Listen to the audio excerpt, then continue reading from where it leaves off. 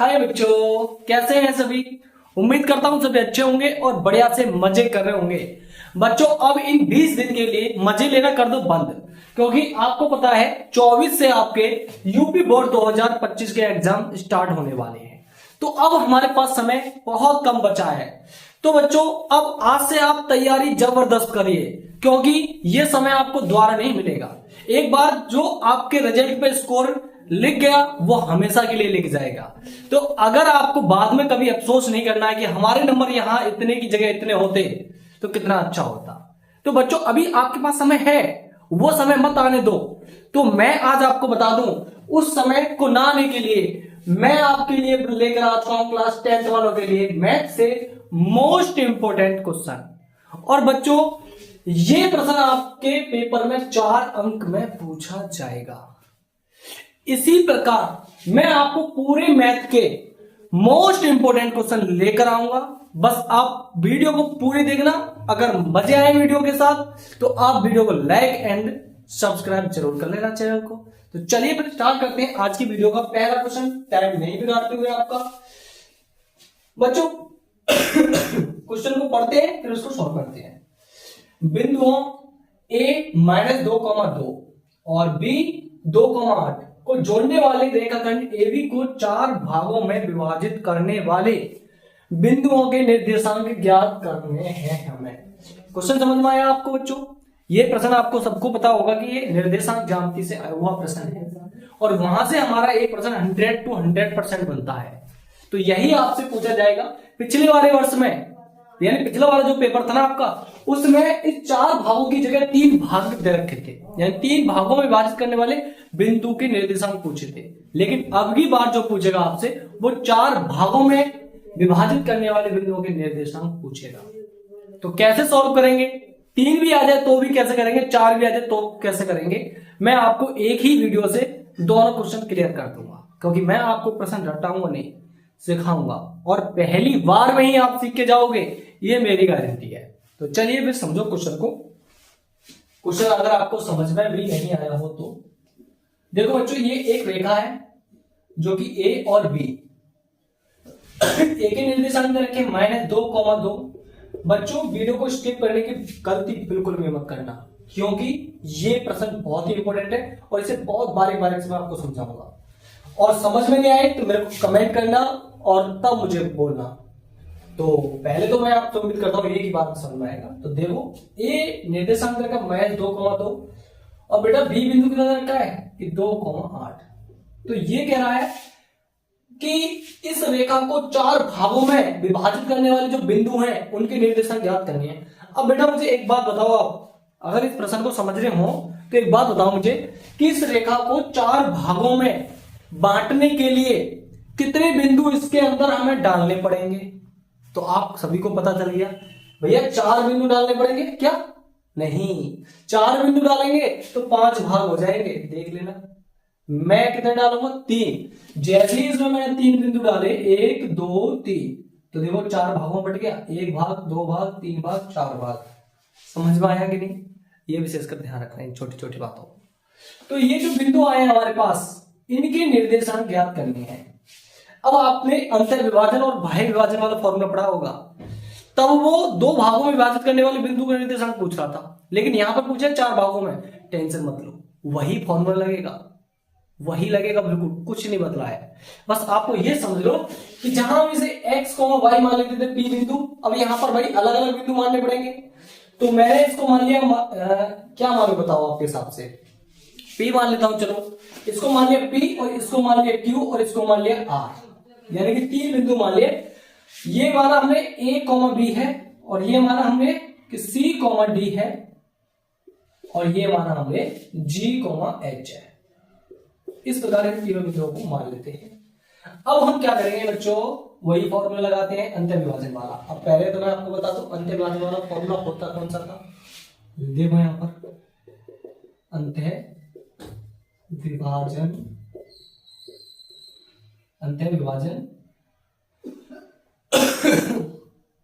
करने वाले निर्देशांक। तो ये होता था बच्चों कि x बराबर x बराबर mx2। तो लेकिन बच्चों मैं यहाँ पे बता दूं, मान लो हमें P बिंदु याद करना है तो ऐसे करता हूं, इसे थोड़ा सा नीचे कर लेता हूं तो समझाने में आपको बहुत ही आसानी होगी, क्योंकि आपको मैं फॉर्मूला रटाना नहीं चाहता हूं, यानी क्वेश्चन को वी रटवाना नहीं चाहता हूं। तो सीखना है तो थोड़ा डिटेल से सीखो। तो बेटा अंतर विभाजन का फॉर्मूला जो होता था मैं यहाँ पे बता देता हूँ, x बराबर mx2 प्लस के nx1 upon m plus n होता था। यानी ऐसे तो निकलता था हमारा भुज, ऐसे बोल सकते हैं कि ऐसे तो निकलता था हमारा भुज, और उसके बाद हम कोटि निकालते थे। तो कोटि क्या होती थी, m/2 प्लस के n/1 और अपॉन m प्लस के n, यानी यही वाला फॉर्मूला हम यूज कर देते हैं अंतर विभाजन में, और वही अब करेंगे। बस क्या है, मान लो हम निकालना चाह रहे हैं पहले P के निर्देशांक, तो P के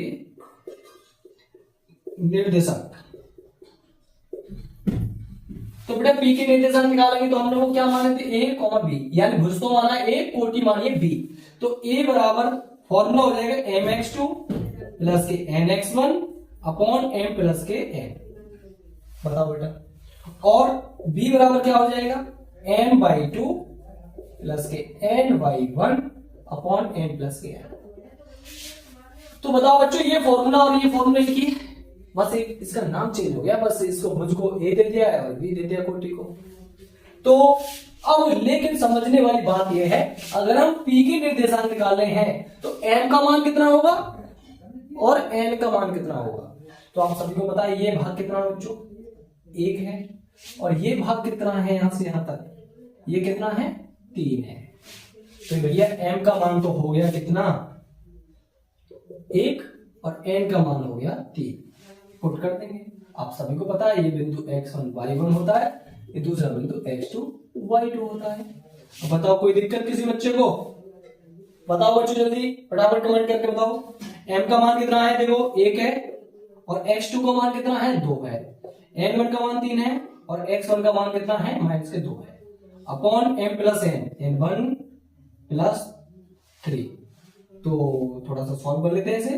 तो ये हो गया 2 × 2 और ये -6, क्योंकि प्लस माइनस माइनस, और ये हो गया नीचे 4। तो बचा कितना हमारे पास, -4/4। तो कितना आ गया, -1, यानी भुज तो आ गया आपका -1। अब इसी प्रकार आपको निकालेंगे कोटि, तो कोटि निकालेंगे तो कोटि में लगाओ भाई साहब, m का मान कितना है, 1 है, और y2 का मान कितना है, पूरा उधर साइड में 8, और प्लस n का मान कितना है, 3 है, और y1 का मान कितना है, 2। बताओ बच्चों सबको दिखाई दे रहा होगा, m प्लस n। थोड़ा सॉल्व कर लो इसे, 8 × 8 और 3 × 2 6/4। तो 8 और 6 कितने हो गए बच्चों, 8 और 6 हो गए 14, तो 14/4। भाग तो जाएगा नहीं पूरा पूरा, तो कट जाएगा 2 से ऊपर 7 बार और नीचे कट जाएगा 2 बार। तो भैया P के निर्देशांक यहाँ लिख देना, P के निर्देशांक आपके आगे कितने, -1,7/2। बताओ बच्चों, पहला बिंदु आपका निकल गया। अब जैसे आपने P निकाला है वैसे निकालेंगे Q। तो Q के निर्देशांक,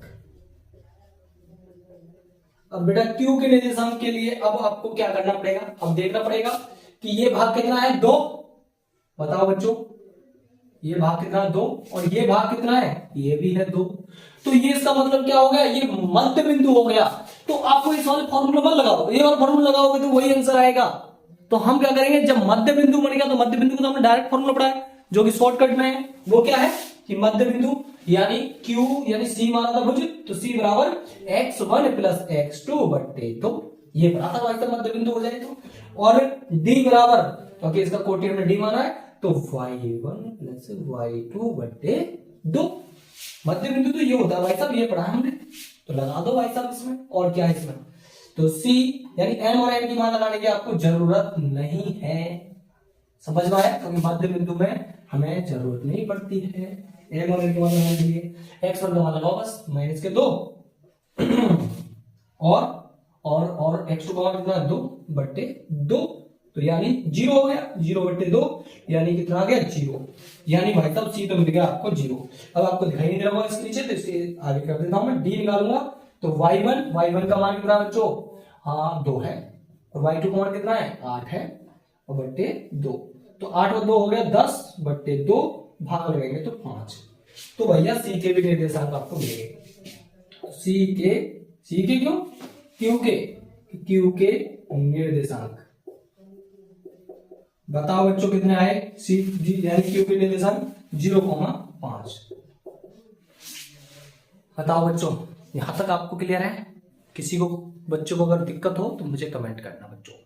मैं चाहता हूं कि आपका स्कोर अच्छा है और मैं आपके साथ हूं, मैं आपके साथ मेहनत करूंगा। आप मेरा कॉन्टेक्ट नंबर ले लेना। कॉन्टेक्ट नंबर है मेरा 96 27 52 39 04। इस पर आप व्हाट्सएप कर सकते हो। व्हाट्सएप के जरिए आप मुझे बता सकते हो या कमेंट, वीडियो के कमेंट में भी बता सकते हो। आपको जिस क्वेश्चन की जरूरत है, यानी किताब के कोई भी क्वेश्चन में अगर आपको प्रॉब्लम आ रही है तो मुझे कमेंट करो या व्हाट्सएप से चैट करो। मैं आपको, यानी आपके लिए मैं 100 to 100% आपको सॉल्यूशन उस प्रश्न को कराऊंगा, क्योंकि मैं स्पेशल आपके ही लिए आया हूं। बस इतना याद रखना, क्योंकि मैं चाहता हूं सभी बच्चों का स्कोर बहुत ही अच्छा रहना चाहिए, बाद में कभी अफसोस नहीं होना चाहिए। तो अब हमने यहाँ पर पी और क्यू के निर्देशांक निकालने हैं बच्चों। अब किसकी जरूरत है? आर की लास्ट, तो हम निकालेंगे आर के निर्देशांक। कौन बताएगा बच्चों? यहाँ पर आर के निर्देशांक हमने जी और एच माने हैं ना, तो कौन बताएगा यहाँ पर एम और एन के मान? बताओ कौन बताएगा तुम में से एम और एन के मान? सभी बता देंगे जहां तक मैं उम्मीद करूंगा। तो भैया एम का मान तो कितना है? 3 अब की बार, क्योंकि ये यहां तक 3 भाग हो गया। और भैया जे भाग कितना है? जे भाग है 1। अब को उल्टा है वो, बस एम का मान है वो 3 अब की बार और एन का मान है वो 1। फॉर्मूला वही लगाएंगे आपने जो अभी तक लगाया था। तो भुज बराबर तो हमने इसकी जी मानी थी, तो जी बराबर एम एक्स टू। बताओ बच्चों एम एक्स टू बोले तो एम का मान कितना? 3 और एक्स टू का मान है 2 प्लस एन का मान 1 और एक्स 1 का मान कितना? -2 बटे एम प्लस एन 3 प्लस 1। 100 बराबर 3 दूनी 6 और ये हो जाएगा माइनस का 2 1 2 बटे 4 प्लस के 4 बचा आपकी बात। तो कितना आंसर आ गया? प्लस का 1। अब इसी प्रकार निकालेंगे एच। तो एच m/2, एम का मान कितना बच्चों? 3 और y2 का मान कितना है? देखकर बताओ इसमें। y2 का मान है 8 और प्लस n का मान कितना? 1 और y1 का मान कितना है? 2 बटे 3 प्लस 1। सॉल्व करो से 8 या 24 प्लस 2 1 2 बटे 4। तो ये बचा आपका कितना? 22 बट्टे, नहीं जुड़ जाएगा तो कितना हो जाएगा? 26 बट्टे 4। और बेटा इसमें 2 का भाग लगा देंगे तो 13 और नीचे हो जाएगा 2, तो 13 बट्टे 2। यानी आर के निर्देशांक जो आए आपके वो कितने आए आपके? कि 1,13/2 आंसर। ये हो गए बच्चों आपके इस रेखा को 4 भागों में बांटने वाले बिंदुओं के निर्देशांक क्रम से है दिखाई दे रहे होंगे। पहला कहां है? ये रहा, और दूसरा कहां है? ये रहा, और तीसरा कहां है? ये रहा। तो ये हुए आपके 4 अंक पक्के, एकदम सॉलिड। अगर इसी प्रकार आप वीडियो देखना चाहते हो तो अगली वीडियो में आपको लेकर आ रहा हूं त्रिकोणमिति से। तो अगर देखनी है वो वीडियो तो जल्दी मुझे कमेंट करो और वीडियो को लाइक और शेयर जरूर कर देना। तो मिलते हैं बच्चों नेक्स्ट वीडियो में।